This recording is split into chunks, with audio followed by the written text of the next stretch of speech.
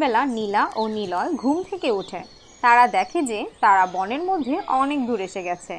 এখান থেকে তাদের গ্রাম অনেক দূরে এবং কেউ তাদের এখানে খুঁজে পাবে না। কিছুক্ষণ হাঁটার পর নিলয়ের পানির পিপাসা পেলে সে পুকুরে পানি পান করতে আসে। যখন সে পানি পান করার জন্য হাতে নেয় তখন তারা পানি থেকে একটা শব্দ শুনতে পায়। তুমি যদি এই পানি পান করো তাহলে তুমি বনের বন্য প্রাণী হয়ে যাবে। ভাই, তুমি এই পানি পান করো না, আমার ভয় করছে। নিলয় নীলাকে আর কিছু না বলে পানি পান করলো না এবং তারা আবার হাঁটতে শুরু করলো। আর কিছুক্ষণ হাঁটার পর নিলয় নীলাকে বলল, আমি যদি রাস্তায় অন্য কোনো পুকুর দেখি তাহলে আমি সেখান থেকে পানি পান করব। আমার সত্যিই অনেক পিপাসা পেয়েছে। আচ্ছা ভাই, কোনো সমস্যা নেই। তারপর নীলা ও নিলয় অনেক দূর হাঁটলো, কিন্তু তারা কোনো পুকুর দেখতে পেল না। কিন্তু নিলয় হঠাৎ করে পানির শব্দ শুনতে পেল। তারপর তারা পুকুরের সামনে গেল। নিলয় পানি পান করার জন্য হাতে নিতেই একটি শব্দ হলো। দাঁড়াও, তুমি যদি এই পানি পান করো তবে তুমি বনের বন্য প্রাণীতে পরিণত হবে। ভাই, তুমি এই পানি পান করো না। আমার খুব পানি পিপাসা পেয়েছে। এই কথা বলেই নিলয় পানি পান করে ফেলে এবং সাথে সাথে নিলয় একটি হরিণে পরিণত হয়। আমি তোমাকে বলেছিলাম এই পানি পান করো না, দেখলে তো কি হলো। এখন তুমি আর কোথাও যেও না, বনে অনেক হিংস্র প্রাণী রয়েছে, তোমার ক্ষতি হবে। কিছু দূর হাঁটার পর তারা একটি ঘর দেখতে পায়, যেখানে থাকার জন্য অনেক পুরাতন জিনিসপত্র রয়েছে, কিন্তু এখানে কেউ বাস করে না।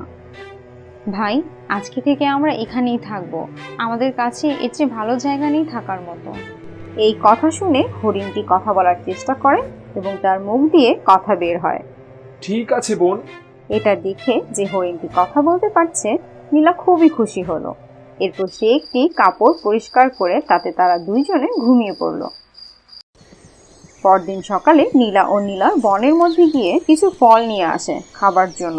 এভাবেই কিছুদিন যায়, কিন্তু এখন নিলয়কে নিয়ে থাকা নীলার জন্য কঠিন হয়ে পড়েছে।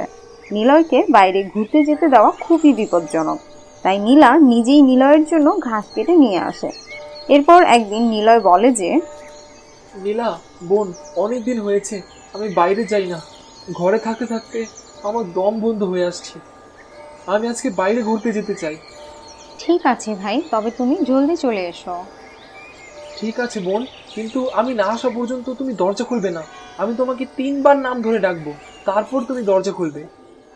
আচ্ছা ভাই, আমি তখনই দরজা খুলবো যখন তুমি আমার নাম ধরে ডাকবে, কিন্তু তুমি জলদি চলে এসো। আচ্ছা বোন। এই কথা বলে নিলয় দৌড়াতে দৌড়াতে বনের ভেতর চলে গেল। এতদিন পর বাইরে বের হতে পেরে তার অনেক সতেজ লাগলো, অনেক ভালো লাগলো। তার শরীর চকচক করতে লাগলো। সে বনের এখানে সেখানে ঘুরতে থাকলো। তখনই বনের মধ্যে এলো এক রাজকুমার। সে বনে এসেছে শিকার করতে, কিন্তু সে শিকার করার জন্য কিছুই পেল না। কিছুক্ষণ পরে সে খুঁজে পায় একটি হরিণ। হরিণটিকে দেখে রাজকুমার তার পিছনে যায়। ততক্ষণে হরিণটি তার বাড়ি ফিরে যাচ্ছে। রাজকুমার দেখতে পেল যে হরিণটি একটি ঘরের সামনে গিয়ে কিছু একটা বলছে। নীলা, দরজা খোলো। নীলা, দরজা খোলো। নীলা, দরজা খোলো। রাজকুমার গাছের পেছন থেকে দেখতে পেল খুব সুন্দরী একজন মেয়ে। নীলা হরিণটিকে নিয়ে ঘরের ভেতরে চলে গেল। মেয়েটি খুবই সুন্দর, আমি আমার চোখ সরাতেই পারছি না, কিন্তু সে এই হরিণটার সাথে কি করে?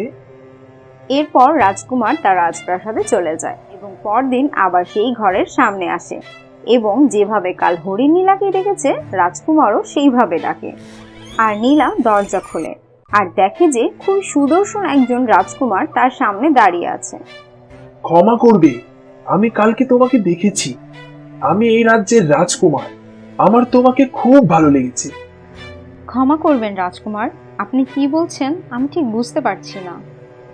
আমার তোমাকে খুব ভালো লেগেছে, তাই আমি তোমাকে বিয়ে করতে চাই। তুমি কি রাজি আছো? নীলা রাজকুমারকে সবকিছু খুলে বলল। সেটা কোনো ব্যাপার না, তুমি আমাকে বিয়ে করতে চাও কিনা সেটা বলো। অবশ্যই রাজকুমার, আমি আপনাকে বিয়ে করতে চাই, কিন্তু এই কথা আমার ভাইকে জানাতে হবে। তাহলে তাকে বলো এখন আমাকে যেতে হবে। কাল তুমি রাজপ্রাসাদে রাজমেহমান হয়ে আসবে। আমি তোমার জন্য অপেক্ষা করব। এই কথা বলে রাজকুমার চলে গেল, আর নীলার কাছে এইসব স্বপ্ন মনে হলো। ততক্ষণে নীলার বাড়ি চলে এলো এবং নীলা তাকে সবকিছু খুলে বলল। ভাই, আজকে এই রাজ্যে রাজকুমার এসেছিল। সে আমাকে বিয়ের প্রস্তাব দিয়েছে এবং আগামীকাল তার প্রাসাদে আমাদের আমন্ত্রণ জানিয়েছে। সত্যি? তাহলে আমাদের অবশ্যই সেখানে যাওয়া উচিত। পরদিন তারা দুজনে রাজপ্রাসাদে গেল। রাজকুমার তাদের দেখে খুবই আনন্দিত হলো এবং তাদেরকে রাজপ্রাসাদের ভেতরে নিয়ে গেল। এরপর দিন রাজকুমার নীলাকে বিয়ে করলো। তারপর তারা রাজপ্রাসাদে সুখী শান্তিতে বসবাস করতে লাগলো।